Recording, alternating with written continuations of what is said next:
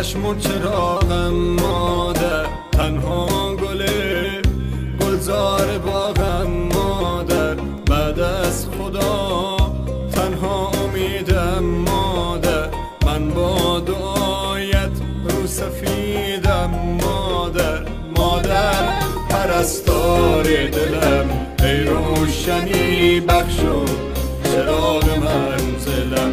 مادر پرستار دلم، ای روشنی بخش و چراغ منزلم.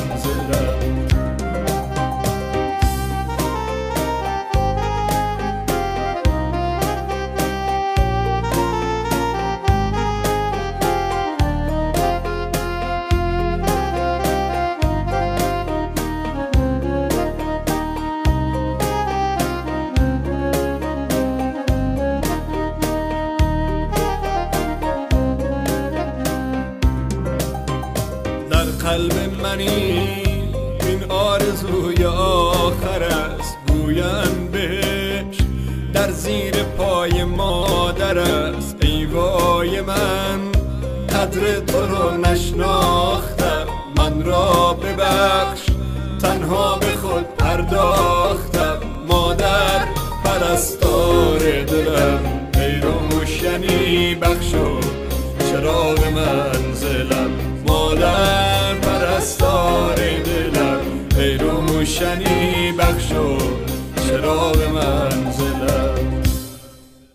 تو با بدیم ساختی و سوختی، تنها چراغ خانه را افروختی. هر جمعه ها چشمت به خواب جاده ها، شاید بیاید اما یجیب جاده ها. مادر پرستار دلم، ای روشنی بخش و چراغ منزلم.